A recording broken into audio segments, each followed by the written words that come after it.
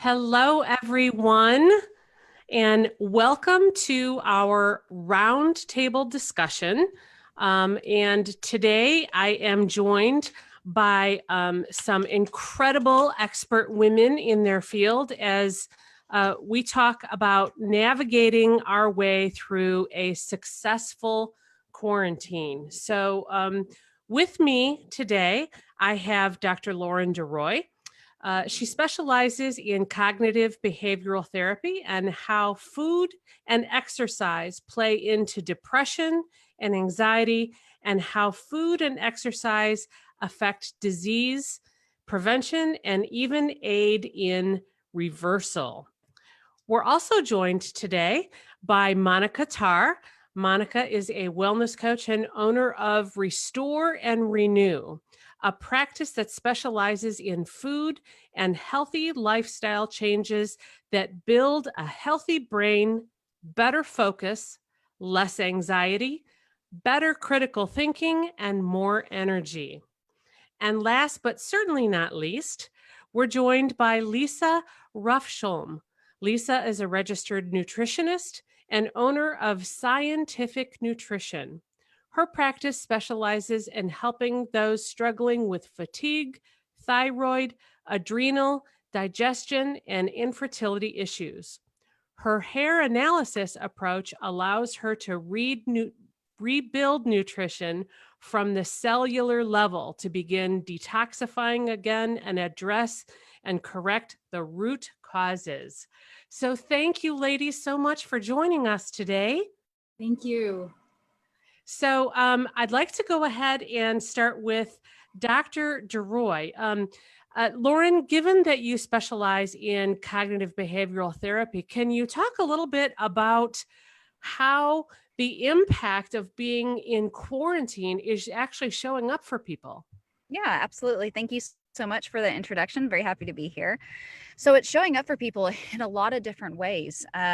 We all know that we're very social beings and we hold a lot of emotional value on that. And whenever that's eliminated from our lives, it's really starting to affect people negatively. We're starting to see energy levels go down on people. They're not able to stay motivated, focused. We have also a lot of times people will not recognize or realize how much emphasis they place on things such as jobs or relationships, and their own self-value is a part of that. And whenever that's taken from a lot of people, we don't realize that a big part of our identity is taken, and it causes a lot of issues with limiting beliefs about ourselves and feeling that we're not worthy or not enough. So we're seeing a lot of people, especially even stronger in the male population, because there's so much emphasis on them in being providers, and many people, their jobs are taken from them, and that's a huge part in our mental health and development on feeling well-rounded in ourselves. You know, that's an excellent point. There's so much of our identity that is wrapped up into what we do, isn't it? Yeah, I can see that really being an issue. And Monica, one of the times that you and I were talking, I think that it was you that was mentioning that, during these times, we all tend to crave that comfort food, things like heavy, sweetened kind of foods. And you were talking about how during times like this in quarantine, that's actually the worst thing for you. Can you talk a little bit about that? I'm hearing from friends and family, and they're all saying things about, foods that they're cravings, and especially sweets. So, things, for one thing, packaged foods are just easier to pick up from the store into how to shop, when to shop, where to shop. Um, you know, place stores, they can get giant canisters of goldfish and Oreos and various things like that. So part of it is just eat out of the grocery store as quickly as possible. The others of it is that it temporarily makes you feel better. So whether that's a sugary snack or a coffee cake that you grew up with that, someone finally has time to make again, wheat rolls or snickerdoodles or something like that, it does make you feel good, and cooking together is an awesome thing to do. But what happens in the brain is that it's a temporary spike, and then it crashes. And so your energy crashes, and your critical thinking crashes, and your focus crashes. And then similarly, folks are telling me, with a kind of sheepish look in their eye, I think I'm drinking a little bit more than I used to, that self-soothing, or more time seated at the table with your husband or wife possibly, and more time maybe in front of the TV, and you end up going through maybe a bottle of wine where you would have possibly limited it to a glass or so with the meal itself. And so same thing, right? It changes the chemicals in our brain. Is that temporary good feeling. In the case of alcohol, maybe a little bit of a buzz, the nice temporary feeling for some people, and then it impacts our sleep negatively. It can cause relationship distress if it's overindulged. So there's that positive side to a temporary feeling of good, and then the downside of negative chemical changes in our body, potentially stirring a bad habit, and definitely impacting our sleep negatively. Yeah, so it sounds like what I'm hearing is that the things that we crave are actually the worst things for us right now. Sometimes. Yeah. Mm-hmm. Lisa, in a conversation that you and I had recently, I remember you saying that what actually may be needed during this quarantine is a really incredible opportunity that folks have right now to be able to take this quarantine time and do a little bit of a detox, because there's quite a bit of toxins that are actually building up inside us right now, aren't there? Completely. And this is the best time because you will have reactions or symptoms that happen when you do detox. The best thing you could do right now is add more cooked vegetables into your diet in a large variety. So you're getting a lot of different nutrition. You're going to feel fuller. You're going to have more fiber that feeds your probiotics. Take probiotics, supplements, eat fermented foods like sauerkraut, pickles, those kind of things. They'll help the probiotics. And stick to your normal schedule. So keep your sleep pattern the same. If you were going to work, you would go to bed at this time, go to bed at this time. You're going to fall into that like daylight savings we get into here in Minnesota. So stick to your patterns, stick to your sleep schedules. There's some supplement things that you can do. All my clients are on 5,000 units of D a day. In Minnesota, I kind of live in a cave, so we have to have some D. Omega-3 fatty acids, fish oil, vitamin C to bolster your immune system. And that's a little tricky if you're going to really use it effectively for viruses. So you want to consult with someone. Selenium is a really good one for viruses. I have all my clients on 400 micrograms a day. It helps stave off prostate and breast cancer. You can get it in foods such as sunflower seeds, chia seeds, pinto beans, broccoli. An ounce of Brazilian nuts has 550 micrograms. So just a tiny bit amount, but it makes a big difference. It helps in conversion with the thyroid, big one I see with the liver. Meal plan, so people aren't munching all day long. Stick to a meal plan and scheduled snacks. Have a timer for water so you're hydrated and you feel fuller. You need a half an ounce for every pound of body weight. So that's just a good range. Diet and detox. So we want to keep moving. We're stuck on the couch. We're stuck at home. So take a walk. There's a lot of free exercise things on Pinterest and YouTube. You can use your own body weight. So don't just sit parked on the couch. If you can, and it's not too cold today, we have snow showers, but open the windows and get some fresh air in there and flush out all of the dust and the bacteria and things that are in the house. Cut the processed foods, the sugars, the cruddy oil. Eat more of the healthy fats that keep us satiated, we need for our brain. We can detox our thoughts and our mindset and look at this as a positive. This is a quiet, put the brakes on time to detox, to get projects done, to reconnect with our family. If you're feeling stressed, do something that you enjoy, like playing games. My kids and I send TikTok videos back and forth because they're really hilarious. Do artwork, laugh at a TV show, deep breathing. Just sit and breathe some fresh air, because a lot of times at work we don't even do that. Meditate, pray, but get your liver clean. This is a great time to detox. So milk thistle, dandelion root. I do a lot in my program with cleaning the liver. move your lymph system, whether it be dry skin brushing, massage, sweating, just taking a walk moves the lymph system. So you want to keep moving and getting things going. So with the nutrition coming in, it'll help push out and detox. Excellent. Excellent. Yeah, I've heard a lot of people saying and seen a lot of things online, Lauren, where people are talking about how they're just incredibly stressed right now because, I mean, the news cycles alone are enough to make you feel like jumping out in front of a moving truck, right?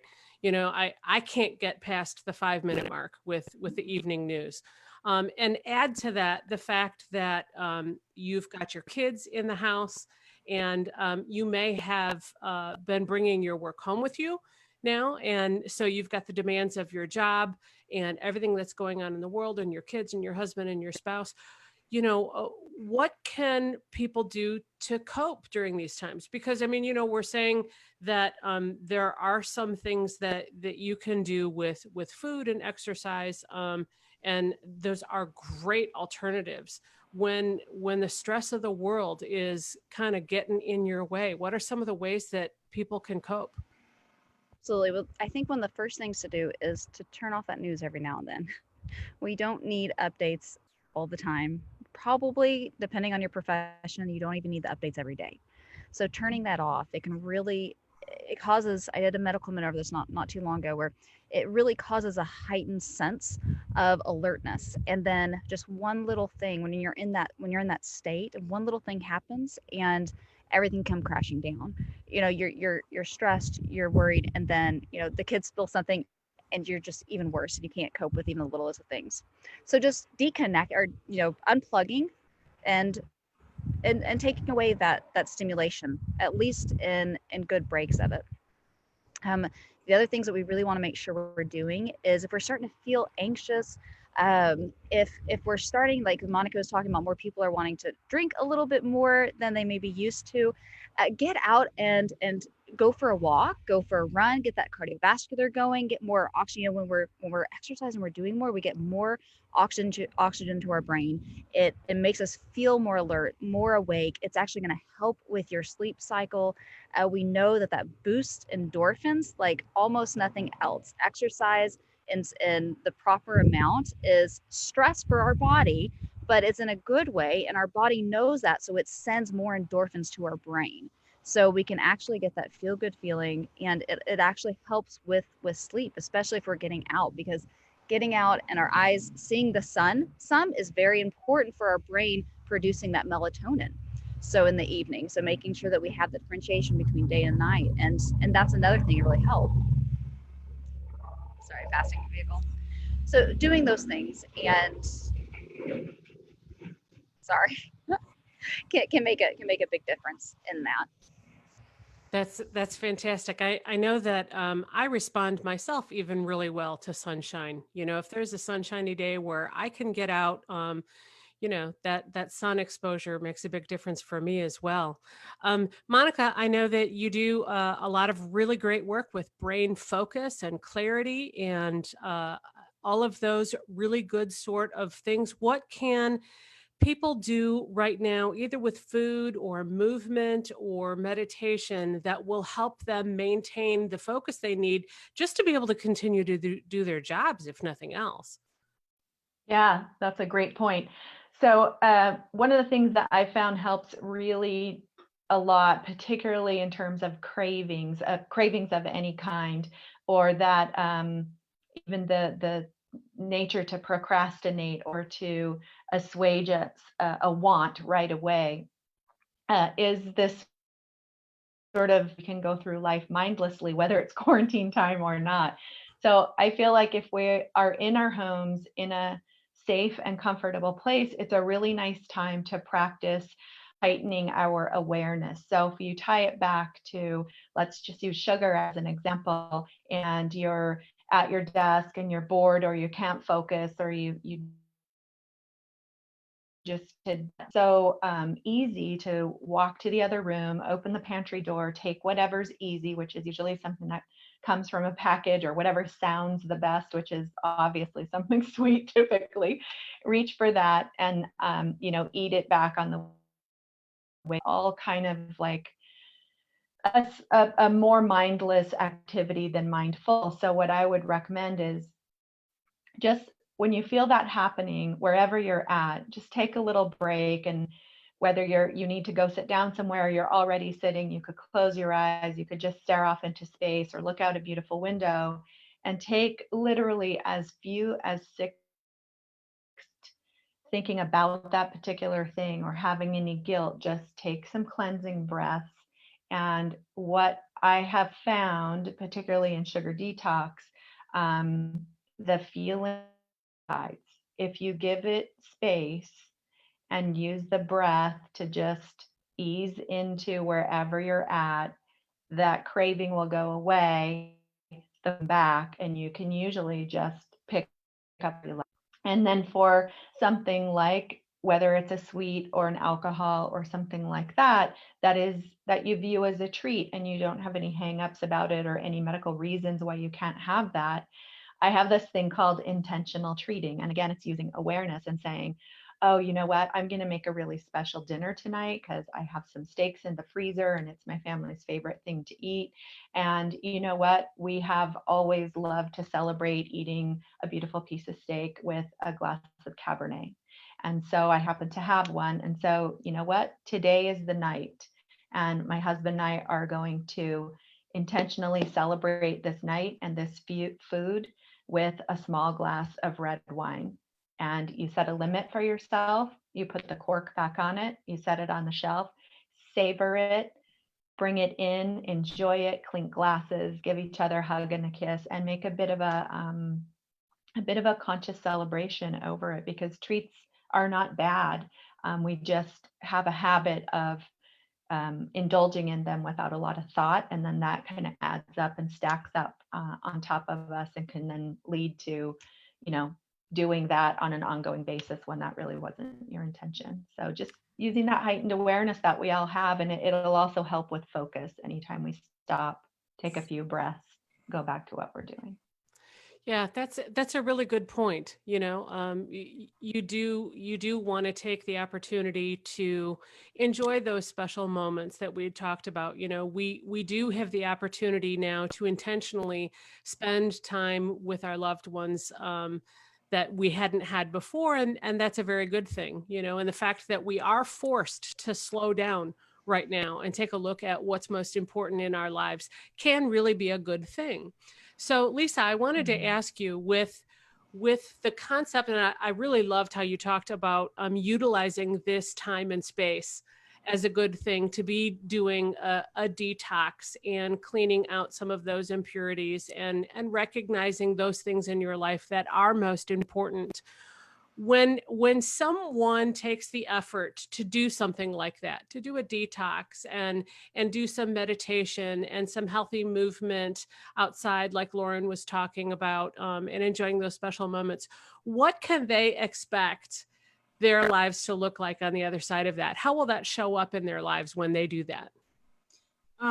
With my program, I get a little more intense than that, but there's a more clarity in thought process. They reduce all of their physical symptoms. So they will have things when they go through the process like rashes, things will flare up that are stuck in the body as they're detoxing them. They're called Herxheimer symptoms, and then they'll pass and they're gone forever. But the heavy metals interrupt a lot of functions in our body, energetically, thought process. I see it really heavy with learning disabilities and kids with issues like that. Even adults, and it can affect our reactions and our personalities. So you want to really do a careful, deep detox. And then now is a good time to do it, because if you have those reactions, you're home, you're not at work sitting with rashes or something like that coming up. But people can start by dumping chemicals in their house that they're cleaning with, and going back to the simple things of vinegar, baking soda, tea tree oil kills viruses. Get rid of the toxic personal care products that we put on our skin that interrupt our endocrine system and our hormones.